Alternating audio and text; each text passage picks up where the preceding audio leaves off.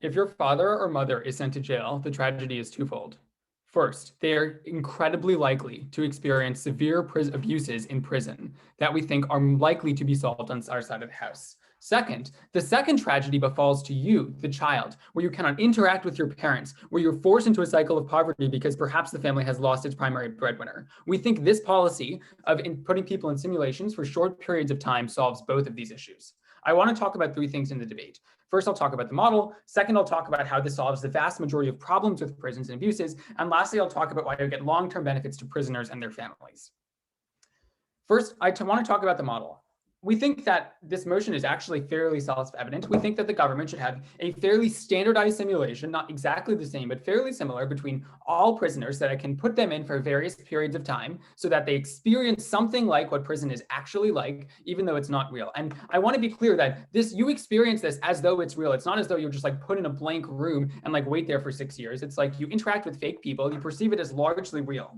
We think also that in this debate, the technology will exist on either side of the house. The only question is whether we use it to replace egregious sentences like living in prison for 20 real years as opposed to fake ones. We think this is likely to solve the worst problems, overcrowding and abuse, and so on. I'll take a clarification from OO. CO, is the population able to see and know what the experience is like in the simulation? Yes, I think there should be accountability and oversight because if the government's running the simulation, presumably there are records of what has happened inside of it. I'll talk about that in a minute. First, I want to talk about how this solves the vast majority of problems with the prisons. And before I even do that, I want to characterize what the status quo looks like. Most governments, especially local governments, which run a vast majority of prisons, have finite resources. They're cash strapped. This means that even though it's maybe good, they may recognize that it's good to prevent bad, illegal things from happening to prisoners, like abuse. We think that they choose not to spend their resources solving those problems for a few reasons. First, prisoners are often stripped of voting rights or the ability to participate, even in authoritarian regimes, which means that there's no incentive to make life better for them. Second, because prisoners are convicted criminals, it looks bad politically to spend money on them versus other priorities. Lastly, often there's strong incentives to make the prisoners make the prisoners work and actually use them to your benefit. For example, there's a strong private prison industry in the United States that benefits from prison labor.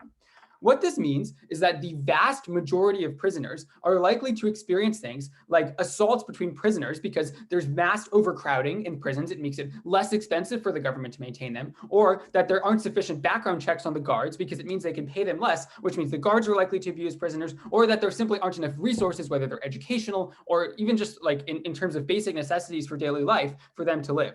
It also means that this creates a tense environment where punishments like solitary confinement are more likely to be used because it's very stressful for the guards because there's very few of them and there's lots of prisoners, and also the guards that they're hiring aren't necessarily the nicest people. Now, we don't think that governments are going to be completely nice to prisoners on either side of the house, but we think we solve the worst abuses on our side of the house. Why is this the case? First, because if there's a single simulation prisoners go through, the government can afford to make it safer and nicer. That is to say, it's just much cheaper. There's effectively an economy of scale to getting rid of prison abuse. Second, the government has to take responsibility when there are harms done to prisoners, because in the status quo, they can say, oh, that was a bad egg. That was just one prison guard. We don't need to change the policy. We just need to fire them. But when the government itself designed the simulation and there's some outrageous prison abuse that even the government admits is illegal, it has to do something. It's actually liable legally. Third, I think there's easier oversight, as I talked about, in the sense where if everything's in a simulation, it's presumably all stored on a computer. So it's easy for the government to see when it's actually abusing prisoners. I want to talk about why this is the most important argument in the round. First, this is the most important principle in the round because, to be clear, the government's own standard for legitimacy is that it cannot punish prisoners to an extent that is illegal. Yet that is functionally what happens in the status quo because the government has political incentives to neglect prisoners. So the government must choose to use this option because it is the only one that satisfies its own standard of, for example, due process, that people shouldn't be abused just because they committed petty theft or smoked marijuana. We think this is awful. Second, we think that this impact is the largest magnitude impact in the round. That is to say, this can actually ruin your life. It's perhaps the worst experiences that people go through. Even if prison is only 1 or 2% of the population, we think the things that happen to them in prison are just so awful, it's worth reducing those at almost any cost. Lastly, third, I think this also reduces recidivism in the long term because we think that when people are scared, they're likely to form connections in prison. For example, they're likely to join gangs which offer them protection, which makes them more likely to fall into crime when they leave prison. By the way, we also think this reduces the political political push for mass incarceration because it does reduce crime rates in the long term. I'll take OO. So if the simulation by virtue of the info slide mirrors exactly how the real prison system works, then presumably the abuse will also be mirrored? No, I think that's a bit too literal reading of the motion. I've given you a lot of reasons why that's not likely to be the case. Second argument. I want to talk about long-term benefits to prisoners and families.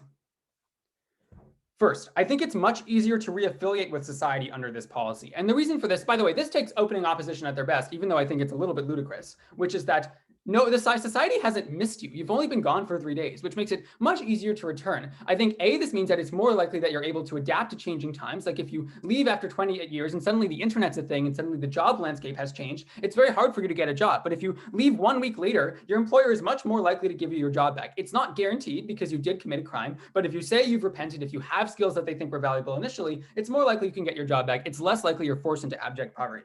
Second, I think this is really crucial for people's families. That is to say, often prisoners come from poor families because they have less political capital, they have less resources to avoid conviction. I think, A, this is financially damaging. Their kids may go hungry if their father is incarcerated and they were the primary breadwinner. But I also think children often can't form emotional bonds with their parents. They grow up and have bad influence. So, for example, they're likely to join gangs, especially if they're in poverty. They can't focus on their education. To some extent, it ruins their future. Lastly, I also think you make prison education far better on our side of the house. Prison education and things that reform prisoners and make them into active and members of society, even the worst prisoners, even the people who have committed serious violent crimes, are good for the government. But in the status quo, it's very hard to justify because it's too expensive. We think that the fact that you have one simulation where you can put as many books as you want because there's a huge economy of scale means it's much more likely prisoners can actually learn important skills and be able to contribute meaningfully to society when we leave. We don't think that most people are bad people. We think people are forced into crime because they have no alternatives because it's a habit. You're more likely to get them out of this. I want to talk about the two impacts of this. First, I think this dramatically reduces the cycle of poverty, the fact that people are punished beyond what happens to them in prison because it ruins their chance in society. Second, I also think it reduces recidivism and mass incarceration for the reasons I outlined earlier. That is to say, you're less likely to fall back into crime, so there's less political impetus to lock people up in the first place. Proud to propose.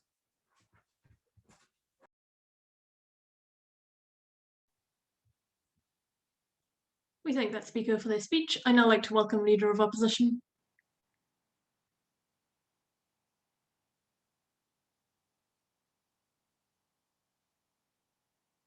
Hello, am I audible? Yes, you're audible. All right, awesome. Moment.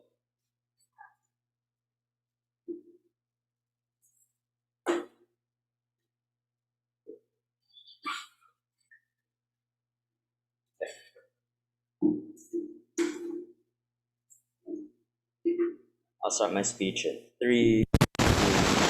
So a few things to deal with the problems of origin. Number one, this is a dramatic change, meaning the equal political fiat to do things. Oh, I'm so sorry. What's happening with my mic? Hello? There's like a lot of noise. Oh no. Oh no, it's okay now. Let me just double check everything. Yeah, no worries at all. That's my bad. Hello, is this okay now? Yeah, it sounds better now. So I think you can just restart your speech. All right. Okay, cool. I'll start my speech again in 3, 2, 1. So to deal with the problems of OG, many things. Number one, this is a dramatic political change. They don't tell us why alternatives with the equal political fiat to literally change the whole justice system, to do things like decongest prison systems, ensure better laws and regulations for petty crimes, ensure deprivatization in some instances that it is harmful, are things that are unlikely to be pursued. They don't give any compelling reasons to why this is the only way to solve these problems. But secondly, if their problem is abuse, I will show why it's not mutually exclusive and in fact flip the material after. So two things. Number one, again, the equal political fiat to do all these changes is just unclear why we cannot pursue other alternatives. Number two, the equal political incentives to put people in prisons and be harsh just don't change if it's a hard-on crime narrative that you want to be able to pursue. But let's flip it. A, these are now things that are difficult to counter-check. At best, they say people can see into these things, but I'm not sure why the public, who will have records or will be able to watch every single simulation, as opposed to documentation of shared prison systems that everyone goes through, are things that they are unable to see society as a result. But secondly, it's the fact that it's not human interaction. There's a better chance that a guard, like someone in prison, is more likely to be humane to another human being, as opposed to the interpretation that this is just a set of pixels, such that it's easier to code things like punishment because you're not harming a real person, you are harming a simulation. But thirdly, it is the fact precisely that it seems kind of fake. It seems kind of unreal that people are either likely to ensure either greater forms of punishment, and note as a simulation you still feel abuse because of the fact that you have to compensate for the fact that it doesn't seem real, or that you punish a larger group of individuals. Things like petty crimes, and the same people they call very vulnerable that they talk about are the ones most likely to undergo these kinds of punishments now, had they not done so before, insofar as they feel like it is okay, given that they're not going to lose anything in particular anyway. All of the conclusions that they claim are just not likely to be any better on their side at all. Take CG. Since these are still real people, all of this will fall under cruel and unusual punishment, and we think any reasonable justice system will not allow that. We don't think that's a reasonable comparative to happen. No, it's not the difference in the punishment. It is the difference in the perception of this punishment that matters. I'd say political will shifts dramatically on your side. I'll take opening government if they have one as well. On your side, the fact that prisoners are continuously locked up, they are literally made to seem lesser than, and there are tons of campaigns that say, we're locking these people up, it's fine, we can do whatever we want to them, is exactly why prisons are black boxes where no one knows what goes on, which is why abuse is never checked. Again, so the comparative is that black box stronger when it is a simulation that is individual and you have to check every single one, when it is not something that people can viscerally see, or one where it's just easier to have documentation, it's easier to have reporting, it's easier to ensure that you can check these things as opposed to them being just simulations in someone's mind. I will do 3 things in this speech. Number 1, I'll explain why we have worse deterrence on their side. So what are the motivations for crime? I'd say a significant number of them are a cost-benefit analysis, i.e. I will do a crime precisely because it is one that benefits me. Things like out of economic necessity, things like joining organized crime groups or gangs. I would note that you change this cost-benefit analysis insofar as you remove the punishment of time, and therefore people can go back to their daily lives after a crime has been committed. A lot of the problems they note can be solved for by ensuring a stronger social security system within states, not one that can be solved for just changing the prison system as a whole when it comes to families that are left behind. But why is deterrence particularly important?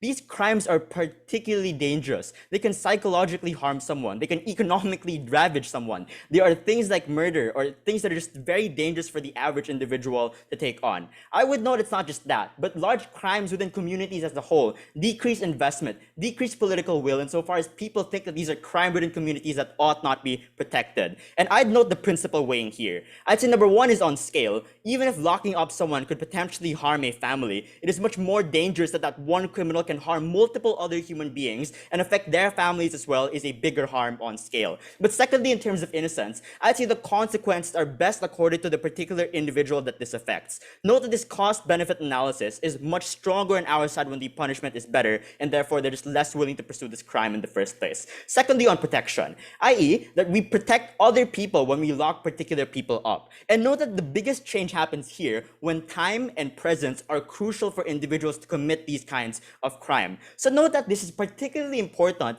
in syndicated organizations, in organized crime, where the biggest harms of crime are likely to be able to occur. Know that a lot of the things, like breaking down the American mafia system after RICO, was only possible because we locked them up one by one and ensured that they could not go back, they could not lead specific groups, and it served as significant deterrence as towards other people as well. Insofar as they can go back to their daily lives, if their daily lives were already consisting of crime, therefore it is much easier to commit a lot of these crimes once more, the point in which we cannot protect the rest of society by locking them up to the time that happens. So I'd note that number 1, this is an important swath of crime, especially in the developing world, where organized crime is the most common form. But secondly, it is also an assurance that we are able to protect the rest of greater society by ensuring that these people cannot possibly commit crimes again by being locked up for a significant amount of time. They have to be able to balance the rights here, and therefore we'd argue innocent human beings who have never been affected before ought to take priority over criminals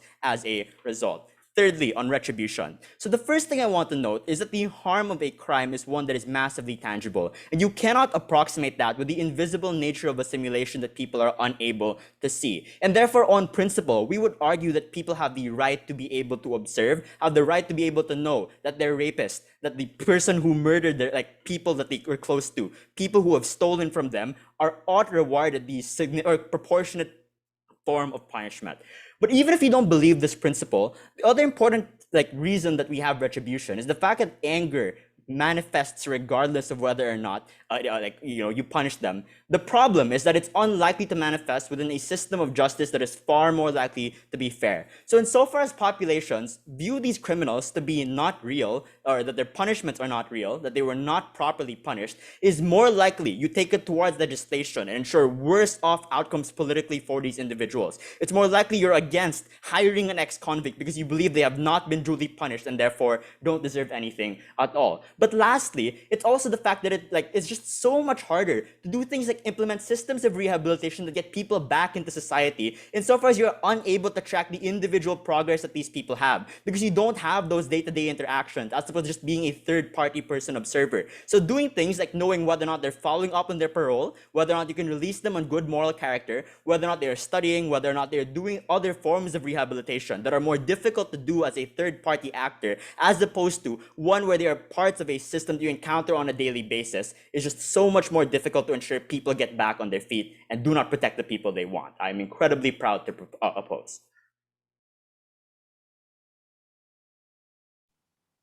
We thank that speaker for their speech. I would now like to welcome the Deputy Prime Minister.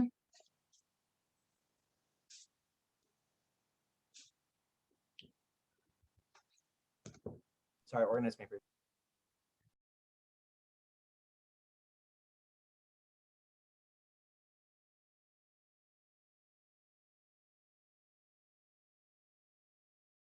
Can everyone hear me? Yes, you're audible. 1 second.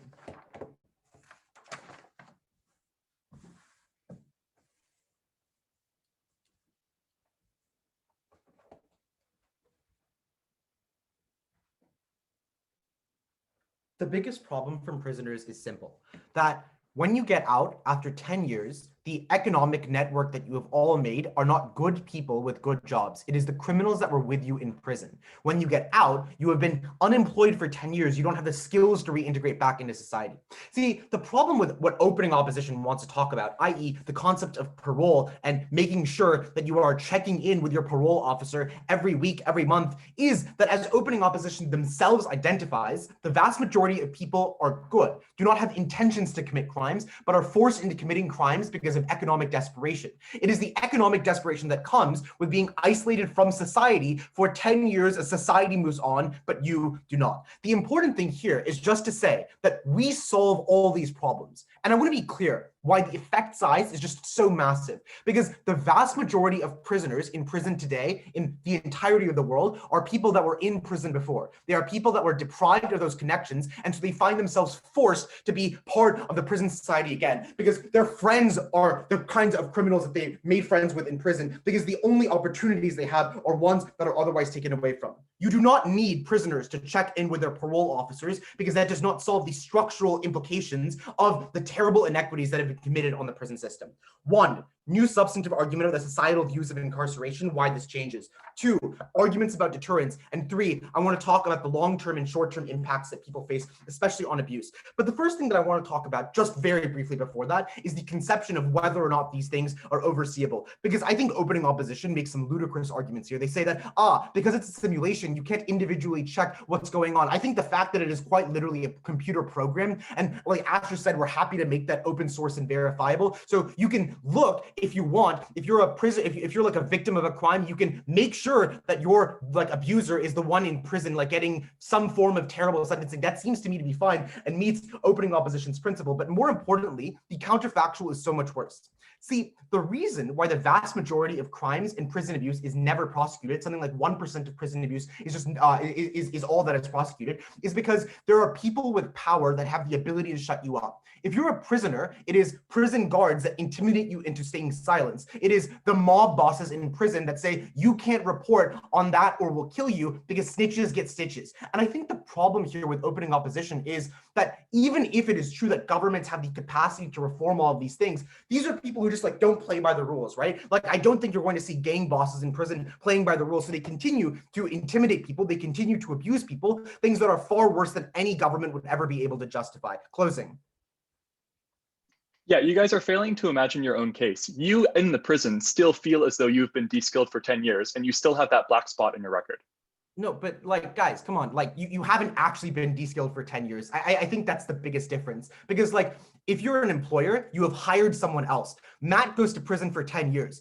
I do not. The employer hires me instead. The job is filled when Matt comes back and Matt no longer has a job. In and of itself, that is the easiest mechanism to explain why it is very, very hard for prisoners to reintegrate back into society, because the time it takes is the time that your employers have already moved on. And more importantly, I just don't think they deal with any of the economic network materials. That is to say, your fallback network is not your friends and your family, who they still think that they're close to you, even if you've been away for 10 years in your mind. Your fallback network is the criminals that you made friends with in prison. I want to talk about the societal views of incarceration. This drastically changes the calculation being made for governments, because the suite of policies that are good for society to implement, i.e. prison education, reducing overcrowding, are things that are not politically feasible, because you have to say that you want to spend money on education for prisoners or build prisons versus building schools. And this is the change, and this is why opening opposition doesn't get to fiat, they get all sorts of magical prison reform, because it is far easier, far cheaper, and far more politically salient to implement if I say, I have this new technology that's going to save us billions and billions of dollars so I can spend on schools instead. So where capital for prison reform exists, as OO says, we make it far easier to implement. Where capital does not exist, we make it far easier to transition.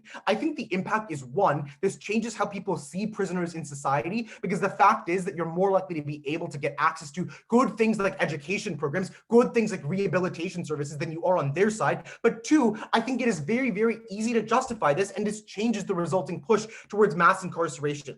See, the problem that opening opposition identifies is not actually a problem that is true anymore. The vast majority of people in the vast majority of the world do not think about crime as a tough on crime narrative. If you look at this in America, you see that there are giant movements for prison reform. But the problem is that they are stymied by two things. One, people's poor perceptions about criminals, which means even if they're not tough on crime, they don't want to be soft on crime either. Or two, the prison labor industry. 1 out of 5 office chairs and desk equipment in the United States are made by prisoners. This is a multi-billion-dollar industry that I think we instantly disappear, because when you're in a simulation, you can't commit labor anymore, which means that there's no impetus on like behalf of either private prisons or even like stores like Target that actually do fund like mass incarceration politicians to do this anymore. So we make it easier to push for reform, and I think the impact is massive, because even if you think virtual prison is bad, you decrease the pressure on governments to push for lower sentencing. Opening.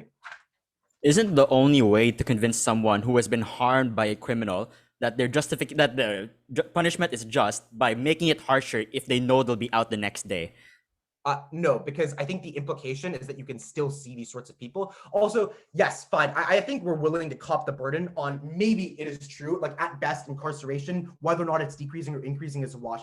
Here is the difference. Mass incarceration, the harms of it are taken out under our side, because the harms of mass incarceration are not you go to prison in the abstract. The harms of mass incarceration are that you get deprived from seeing your family, seeing your friends again. I want to point out this is especially pernicious for those who are innocent. That is to say, there are tons and tons of people in the prison system who are innocent of the crimes that they have committed, who do not experience the problems with deterrence and retribution. And this makes up a sizable portion of the prison system just because of how poor sometimes our policing actually is. For these people, it is far better to be subjected to a random life of 10 years in a virtual simulation than anything else. I want to quickly talk about punishment.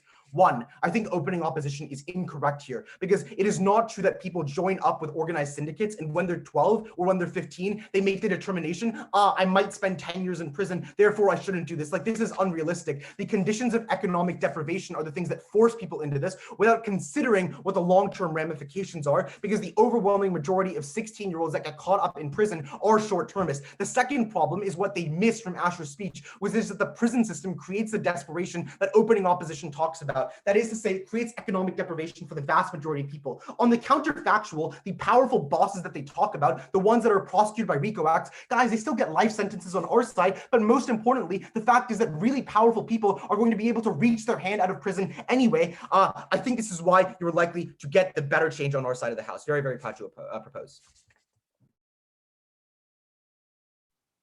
We thank that speaker for their speech. I'd now like to welcome Deputy Leader of Opposition.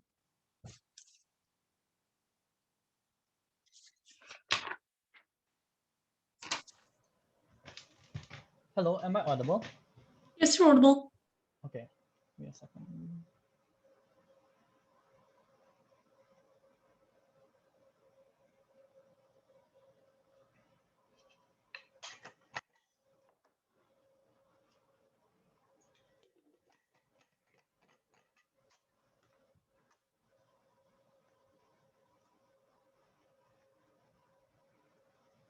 Given the lack of the previous speaker to the arguments coming from Miko about deterrence and protection, for Gov to win this debate, you have to believe two things. One, that they're significantly more humane than our side of the house. But secondly, that protecting the welfare and interests of prisoners is more important than protecting the welfare and interests of the rest of the society, which Miko already pointed out and weighed to be significantly more important in this debate, and something even in the worst case scenario coming from opposition, we're willing to trade off. But let's deal with them in the issue that they think they win, on abuse. So the first claim they make is, prison abuse. So the first thing we want to point out is that we told you that you cannot just fiat a magical system where the simulation will not become problematic. We explained to you that there are logical limitations to this. One, your standard of cruel and inhumane punishment as a metric to hold people accountable is contingent on what society at that point in time values to be cruel and inhumane punishment already. So insofar society becomes far more retributive because they want to be more angry at these individuals, no, even if they code it in the system and people can find out that they coded it within the system, it's not clear they'll actually be worse off. But secondly, we would suggest that there are logistical concerns here. So you cannot just say we can trace simulations because that's not how any simulation or artificial intelligence works.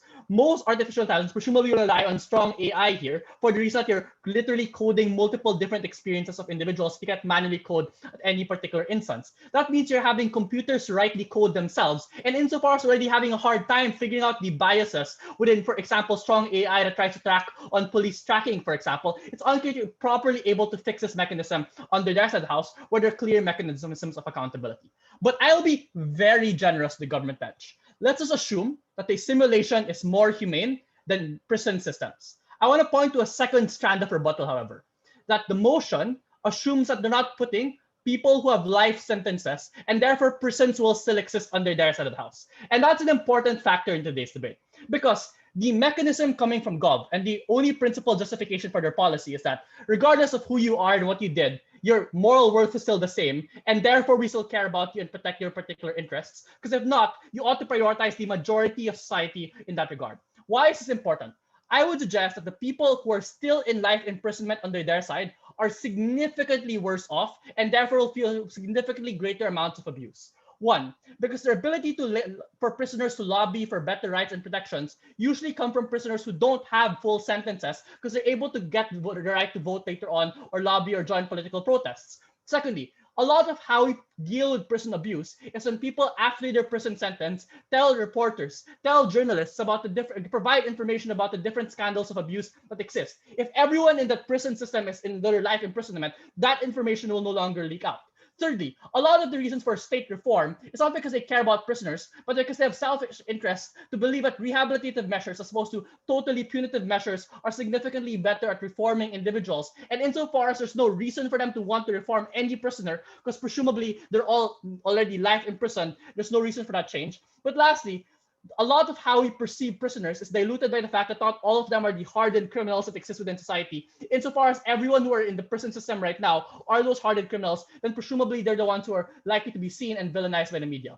All of this shows that people experiencing life imprisonment are significantly worse off under this regard. And this is important Because even if they're able to fix some harms or prison abuse for people with shorter sentences, all the people with longer sentences are significantly worse off, and therefore at best the abuse balances out under their side. And noticeably, people with life imprisonment are not the minority of cases. The vast majority of cases in the Philippines and a lot of developing countries are drug cases, and a lot of times they're punished severely. Them having long sentences is not problematic. But secondly, insofar society believes that they're currently underpunished in a simulation system, then there's stronger incentives for them to increase the sentences of things, or judges with the discretion to increase sentences to give out more life sentences, because that's the only mechanism by which they're able to be punished. So on the weighing of abuse, we just at best it's a deadlock.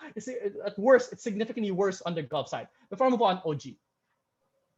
People who get life sentences are not a majority of prisons in any world because it is extraordinarily costly. Like, be reasonable. The kinds of people who get life sentences are the worst offenders that ELO themselves identifies. So if it's true that maybe we lock up more of those hardened criminals for longer, that meets the ELO criteria of not wanting to let out dangerous people. By opening opposition's own deterrence argument, they've lost the round. No, they don't have to be the worst sentences. A lot of places in like Southeast Asia, for example, have drug cases to be life imprisonment. Even if they're not the majority, a lot of them are the minorities within society, right? These are Black individuals, for example, who are far more likely to be pushed with longer sentences. So it's unclear whether or not they're necessarily worse off under their side. But secondly, they claim, family treatment is significantly better. No, this is not the case, right? The first reason for it is a lot of the structural reasons now why we care about the children of individuals is because you have some degree of mercy for them, because there's a system that punishes the individual perpetrators already. That when that's taken away, there's more incentive to become more retributive to these individuals. Secondly, this is susceptible to vigilante retribution. But thirdly, insofar as you're not certain that you rehabilitate these prisoners by putting them in the simulation, I'm not sure if I want kids near people who perpetrate a lot of these crimes. So even if they're disconnected from their family, it might be a bad outcome, but the comparative under your side is significantly worse. That's why it's significantly more humane. But is there a POI from closing government? Yeah. Yeah. How costly is it to have a prison? I actually don't think it's that costly for the mechanism provided by opening government, which is a lot of times prisoners also contribute to some degree of labor, which allows them to make some money, prison systems to make some money and fund their own projects. So even if there's some costly to the taxpayers, presumably that's counterbalanced by the income and revenue that they create. Second point then about reducing crime. We pointed out that this is a more important issue, but there's no response whatsoever to the point on deterrence and the point on protection. They only claim recidivism. Why is this important why do we still win the point on recidivism? There are two parts here. One, the actual reform and rehabilitation of person takes place. They don't prove to us why you have the reform and rehabilitation. In fact, the reason why a lot of people rehabilitate in prisons is because they recognize there are consequences to their actions. If there's no actual tangible consequence or action, they're unlikely to change. But secondly, they say structural reasons of people or society denying them their job and opportunities. That factor is very marginal in the debate for the reason that under their side, and assuming we're correct, that the society becomes more retributive, there's more reason to discriminate people regardless. So they're still not likely to get the job opportunities that they want. They're still likely to be denied opportunities. They're still more likely to face hate crimes. And therefore, they're still more susceptible to things like entering in gangs regardless. And in fact, gangs are stronger at the point in which they feel like they can bribe these individuals because there's no tangible cost to them. That is why on both metrics, we take the debate. And for those reasons, we're very proud to oppose. Thank you.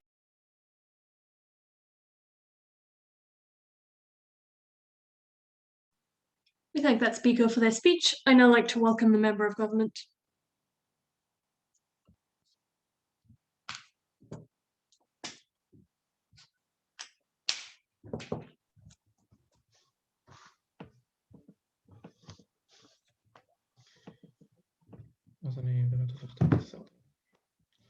Good.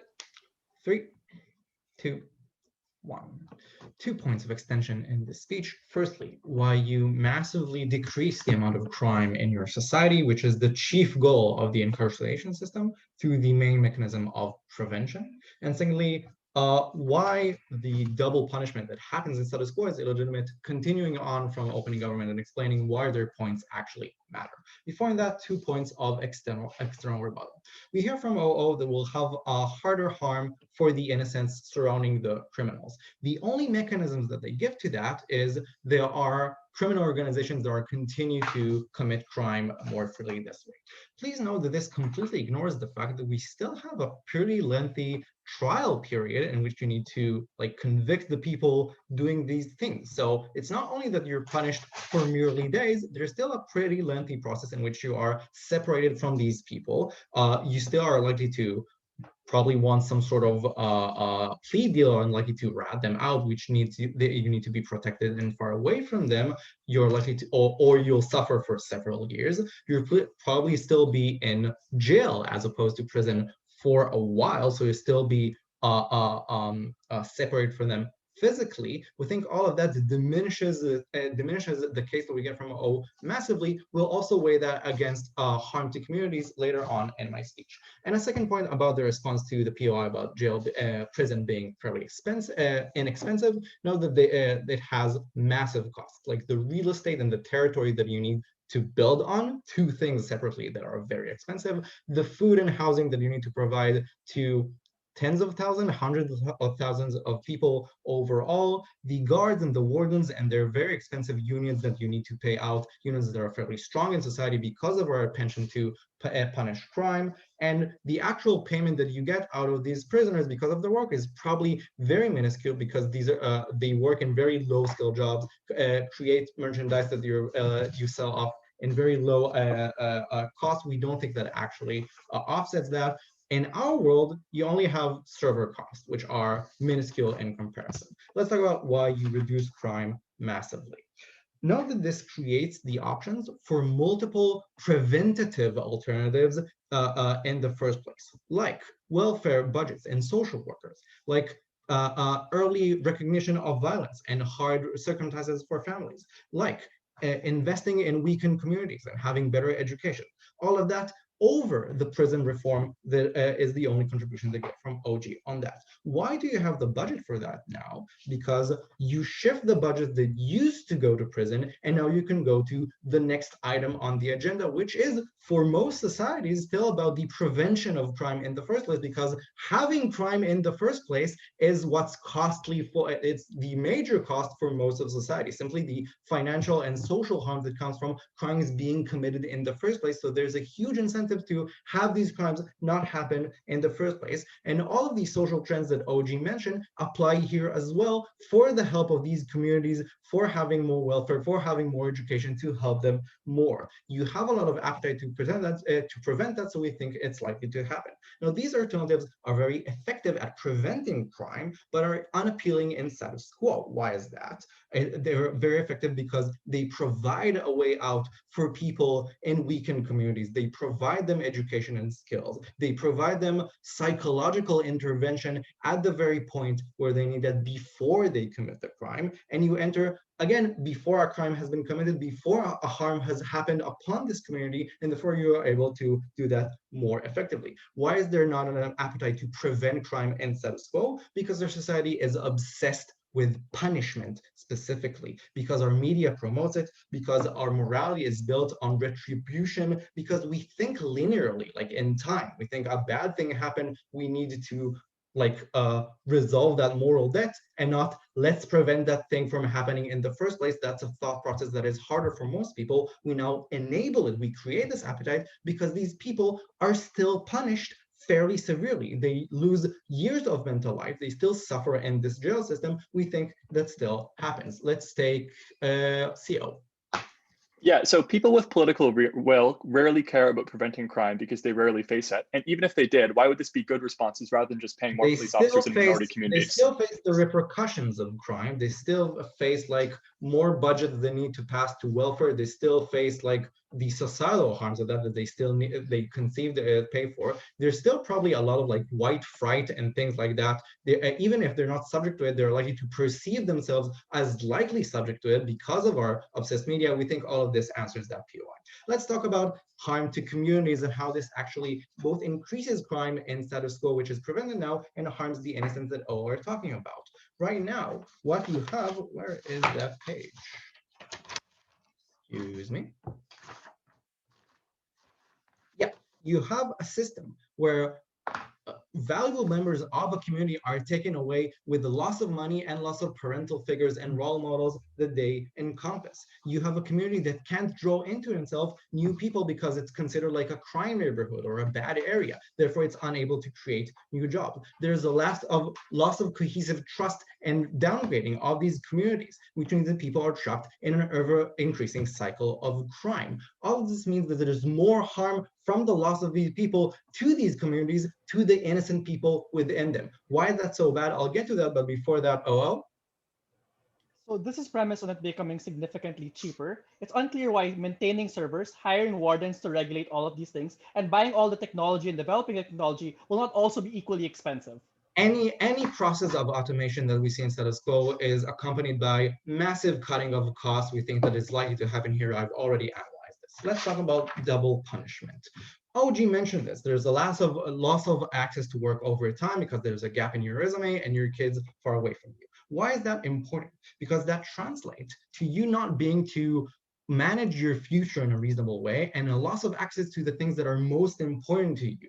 You have already returned your moral debt to society, because we understand our society as a social contract, and you already paid for that in your trial. That's how verdicts work. Judges decide that's how much you need to pay back for your moral debt, incorporating into that your jail time, into your prison time, but they can't factor in the future cost of loss of connection to your kids, of your loss of job opportunities, all of that.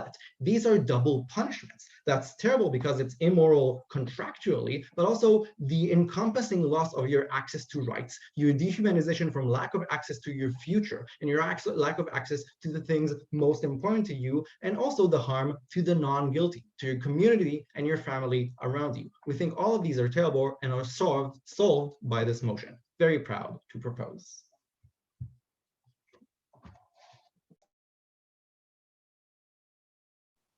We thank that speaker for their speech. I'd now like to welcome member of opposition.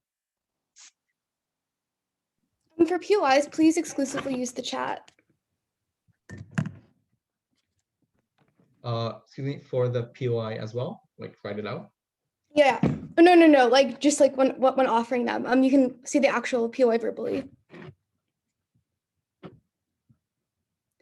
I'm going to be talking about three things in this speech. Firstly, why this policy will likely be abused. Secondly, actual mechanization about political unpopularity. And then thirdly, all the impacts for that of screwing over recidivism and the rights of criminals. On the first thing about why this policy is likely to be abused, I think that what's going to happen is that the wealthy and the privileged are probably going to avoid spending long times within the simulation within this world. We agree with OG that they can fiat, that society can see what the conditions are likely to look like, but there's no guarantee that someone's sentence that they are judicially issued is actually going to match up with the illusion of time that you were spending in the context of prison. I think this is plausible for three reasons in terms of how this corruption would work. Firstly, direct payouts that end up going to state officials who are charged with actually monitoring what your illusion of time is likely to look like. Secondly, the offering of things like implicit political benefit to a wealthy family promising support to a political party if they agree to lessen the sentence that a loved one is going to experience because your family often loves you.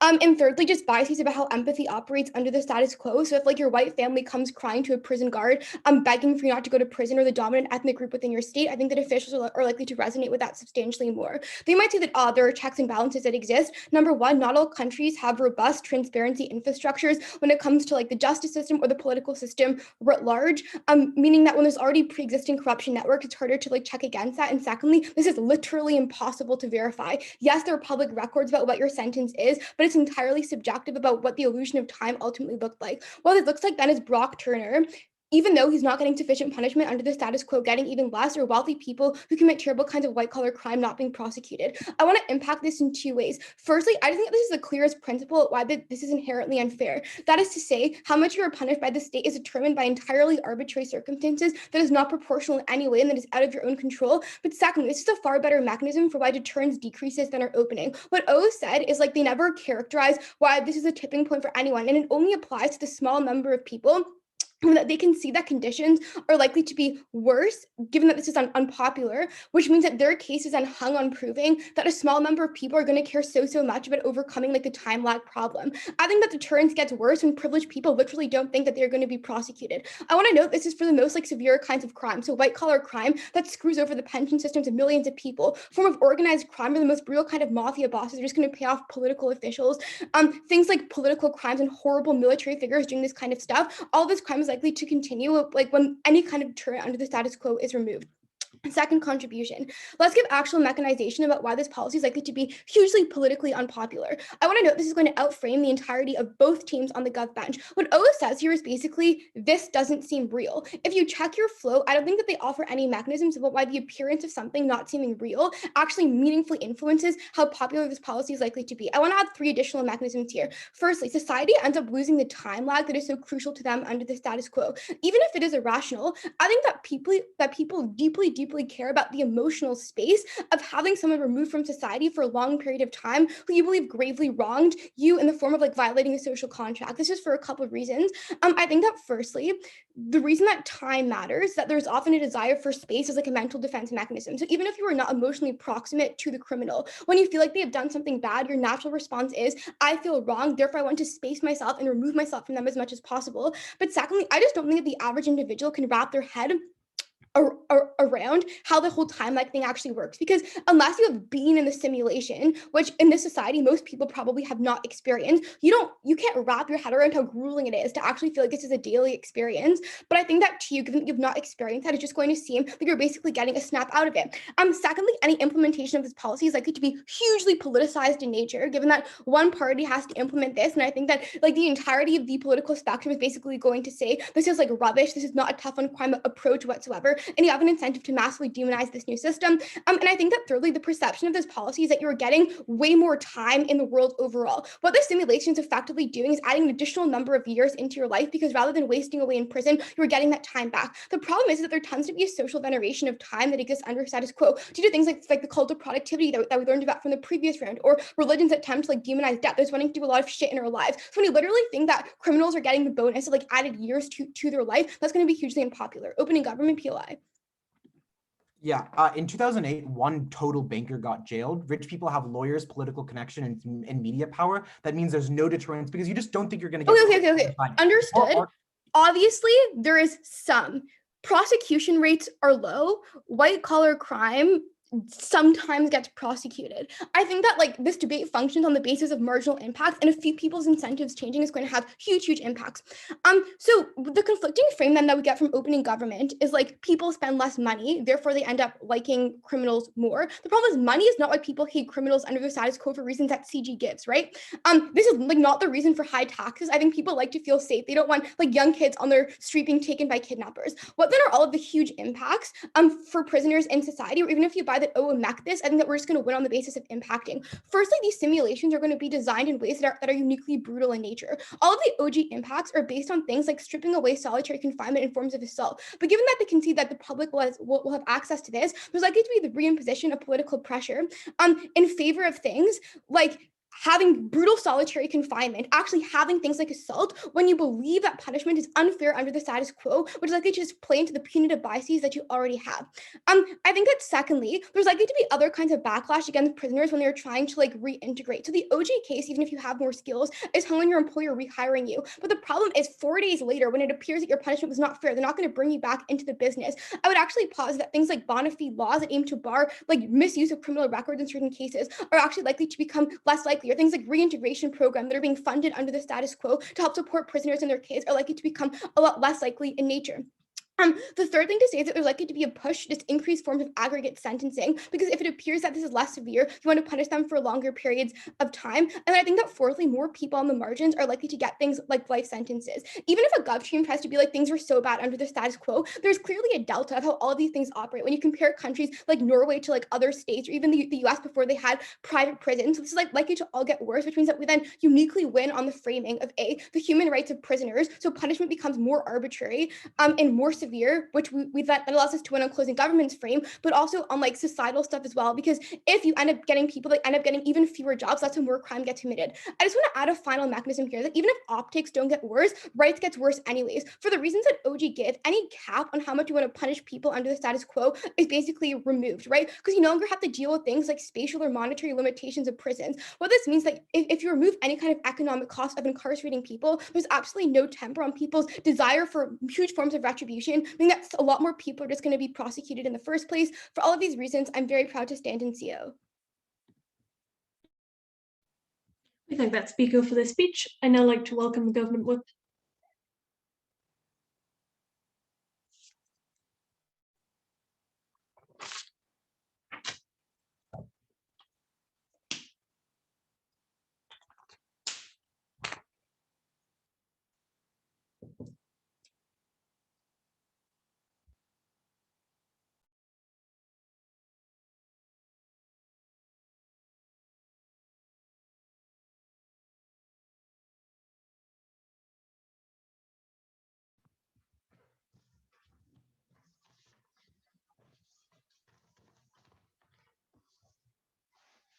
I'm going to start in 3, 2, 1. We basically bring you the case of where do we prevent more crime. This is the question that all of the teams want to have in this debate. We're talking about where do we prevent harm for most innocent people in this debate. This is the largest impact. Note, I want to state the blunt lack of response coming from closing opposition to our case. We won't have any chance to respond to their responses at this point. Once they haven't answered us, it should be enough to put us over them. 3 points in my speech. First of all, why is CO out of this debate? Secondly, where do we prevent more crime? And lastly, is jail legitimate when you have an alternative? Let's start. So what do we get from closing opposition? First of all, they tell us, look, deterrence is really worse when you don't think that there is going to be a punishment and white collar crimes and stuff like that. First of all, punishment isn't only jail, right? Jail is only a part of the punishment system. Usually when you have white crimes, then you are barred from your practice and you are taking away your license, so you can't practice anything anymore what you have practiced before. You are furthered away from politics, right? If you've taken bribery, then you can't return to politics for like 5, 7, 10 years. This is enough to prevent all of these crimes. Note, you have also parole. This is also a response to opening opposition that tells us, look, now a lot of people are going to go back to crime syndicates right away. No, they're going to have a police tail right after them. Each and every movement of them will be tracked for years. This means that they can't do all these crimes. When you have caught them, you have every right and every court order to prevent all of these things. We just think that this is not symmetric. Once you have crime, you don't have all of this. Secondly, they tell closing opposition tell us time is not something that deters people. First of all, this is not comparative in any way to the status quo, right? Because in the status quo, you punish people by putting them in jail cells for a long time. So people aren't aware of this in any side of the motion. This doesn't change. Secondly, obviously, being 1 year, 1 entire year in a closed location with a remote, without a connection to your family, without ability to contact them, with only other virtual people to talk to, is a really horrible experience. You feel lonely, you feel ashamed, you feel depressed. This is enough to deter most people. Lastly, note, there are a lot of stories that prevent people from doing all of these things, right? You can even have a video game actually using this simulation to show people how bad is a jail cell and stuff like that. Do this in school for like 2 hours. I assure you that people are going to suffer so much they won't want to do this. Lastly, enough with the contradiction in both opposition teams. On the one hand, deterrence is not going to be so great because people think the punishment is really easy. On the other hand, the punishment is going to be so harsh and so abusive that it's not legitimate. This is ridiculous. The first claim coming from them is that it's not that it's going to be abusive. This wins us the debate because basically they say that innocent people are more important. So the fact is that they harm their own innocent people claim when they harm deterrence, right? The only reason both oppositions give us that that this is the case is because you don't understand this perception. A lot of people are afraid of technology and how it's used, right? When you don't know what's happening, the default for most people is to think about the worst thing. This is enough for us to show that the perception is going to be really horrible. Where do we prevent more crime? So here's the thing. Opening government tell us we free up a lot of money and therefore we're going to have a jail reform and stuff like that. Opening opposition, respond to them. Well, a lot of people don't want this because they don't care about criminals that much. I think that OG are right. We give a case that isn't dependent on whether we help criminals or not. It's dependent on whether we prevent specifically crime or not during the time of you being in jail, but beforehand, preventing all the crimes from happening to begin with. Why do we have incentive for this? First of all, it's money that's supposed to go on preventing crime to begin with, right? It goes from the same pocket. It's money from the jail system to prevent crime to other stuff. Secondly, when we talk about all the repercussions of crime, then politicians have every incentive to prevent it. Just nowadays, they're focused on locking people up instead of doing stuff which can be more beneficial but more long term. Before I go on why this is enough for us to win the debate, opening. So even if you believe it's marginally more expensive to have jail cells, given that opening government conceded that there are profits or sources of revenues within jail cells because of labor, then presumably that cost is mitigated. But even that the political capital it translates to criminals. This is mitigated. This doesn't mean that this is actually cheaper than all of what we bring, right? When you ask us in a POI about the cost, well, yes, there are server costs. My partner already answers to you that every automation process actually frees up a lot of money, right? On every tens of thousands of wardens, you now have perhaps 10 people programming one software. This means that even if they have like 100 times more the salary, which isn't the case, it's still beneficial for you. Secondly, servers are much more cheaper than physical location, right? A physical jail cell, which is actually a lot of cost in operation and stuff like that. Lastly, we're talking about a one-time cost of creating a software. Once it exists, maintaining it is really easy compared to a situation where you need to pay for jail cells for the rest of people's lives. This is so much more money, like in times of each 100 years. Before I go on closing. So your case is dependent on getting political capital for preventative measures in a world where anger toward prisoners vastly increases. Why is that likely? We don't care about prisoners specifically. We care about poor crime neighborhoods where you can prevent crime from in advance, right? Let's talk about crime prevention for a second. First of all, you can do early detection of domestic abuse, right? You have a lot of social workers sent to each and every home instead of wardens. This just means that you can now prevent a lot of this domestic abuse in a situation where the government isn't there to help people. Secondly, once people start thinking about crime, it's really hard to catch them before they slip away, much more harder because they have bad influences.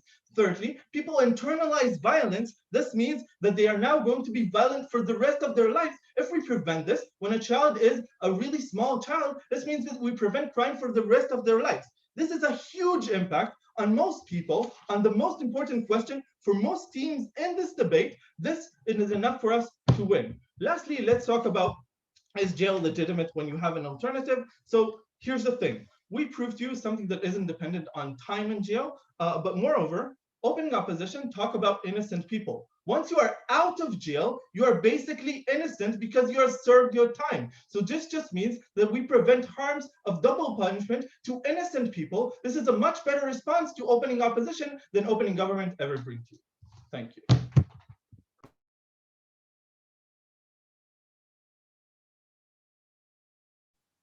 We thank that speaker for their speech. I now like to welcome Opposition Whip. You can hear me? Yes, you're audible. Okay, lovely. I'll take POIs in the chat. I'm going to first give 4 responses to closing government's claim on shifting budget. The first thing to say is that people with political will don't care about crime. When I asked this in a POI, their response was, but you still care about the potential repercussions of crime. You in your gated community do not give a shit about a murder that happens in a Black community where crime is much more predominant. This is not a voting issue for you. You do not want welfare for independent reasons. The second thing to say is, and this was the second part of the POI that they didn't respond to, is why is the response going to be good? The response is likely and has historically been, when you want to prevent crime, you don't improve welfare policies, you increase the police presence in Black communities such that they don't shoot you because you don't give a shit about them, you give a shit about yourself. It was unlikely to be a good response. Thirdly, they don't shift away from the cult of punishment. There are still all of the independent moral reasons that they say why people value punishment and have historically. This is another reason why it's unlikely that they have a good policy and a good mechanism on their side of the house, because people are still going to value that cult of punishment. D, even if you cared about this, people would care about this regardless. It's not as if governments are like strapped for cash. They can reappropriate funds from things that we care about.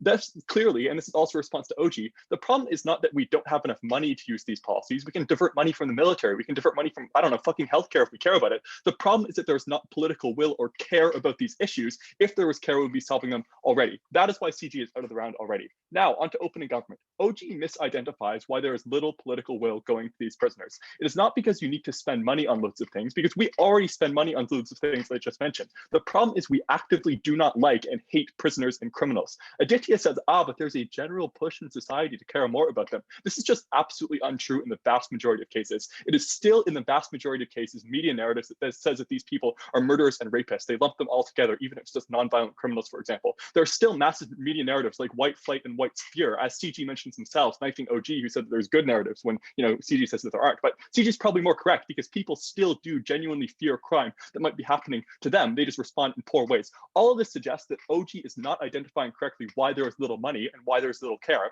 The reason is because we hate prisoners. That's not going to change on their side of the house. They then offer a really, really unnuanced understanding of the justice system. The vast majority of prison abuse does not happen in minimum security prisons. They happen in maximum security prisons. There are two reasons for this. Firstly, because prisoners are much less likely to be dehumanized in minimum security prisons, where it is literally just nonviolent drug offenders who are there. There's much more likely to be care. But secondly, the impacts of abuse in those prisons are much greater, because it's more likely to increase reoffense rates. Therefore, there's likely to be a crackdown within those prisons upon those abuse.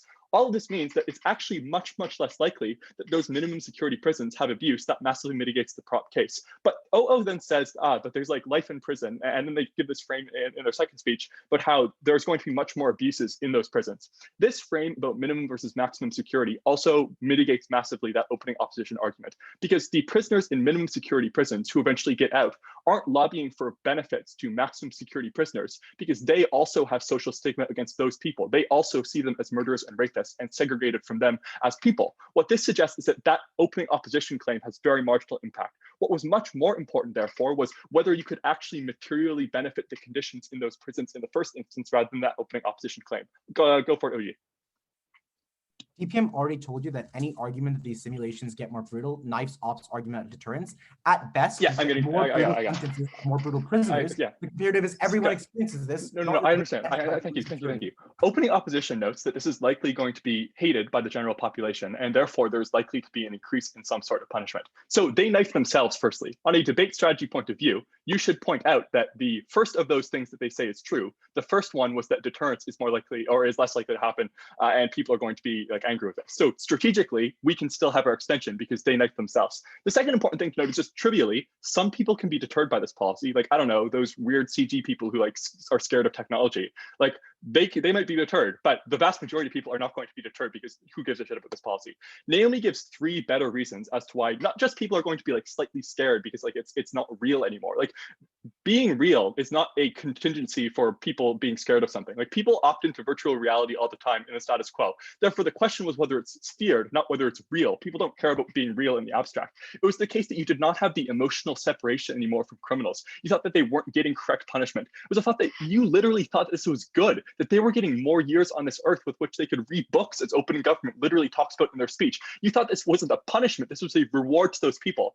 All of this suggested that it was unlikely that people actually viewed this as legitimate punishment. They wanted to opt for other forms of punishment in this instance, like making this sort of like prison much, much worse on the people to make up for the fact that they were getting rewards in other aspects of the prison. It was the fact that they were going to do things like increase mandatory minimum sentences, or they were going to sentence people to more life sentences such that they would get to the actual prisons and actually get punished. All of this meant that they were going to get much, much worse conditions on their side of the house rather than ours. This has 2 strategic implications in the round. Firstly, it outframes all of opening government's benefits, because if people are so abused abused in prisons that they change as people. You're not getting the same relationships. If people are like ripped away from their opportunities to improve themselves, you aren't going to be able to go back to the jobs that you once had. All of this means that opening government is like literally out of the round, but it also outframes opening opposition because we're able to claim all of their benefits by actually mechanizing the claim that originally existed, as well as giving additional impacts about the fact that people are going to have increased sentences and like a poor treatment in the justice system otherwise. Go for it, OG, again, please. Yeah, so at best, you get more brutal sentences for more brutal prisoners. If you're actually right about getting more life sentences, this is outweighed by the vast majority of people that do not experience it. No, but the point is that your simulation is terrible. Your simulation is awful, right? Like all of that mechanization suggested that you're not going to get the great simulation that you're going to have. Anyway, on weighing against opening opposition, they say that you're going to save the lives of victims. There are 3 reasons why this is mitigatory. Firstly, we are not talking about the worst crimes, as CG points out. We are not talking about murders and rapists. They get life in prison. Secondly, other systems already exist to deal with victims. For example, civil law that already exists. In fact, criminal law is supposedly not supposed to care about victims. That's why the prosecutors are appointed by the state, not individuals. The reason for that is because criminal law is supposed to approximate the interests of general society who has been wronged in those norms.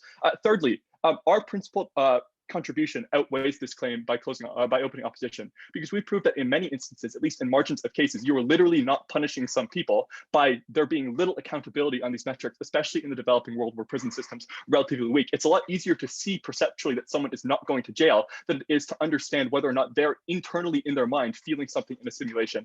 Opening government says that families and relationships are going to get hurt.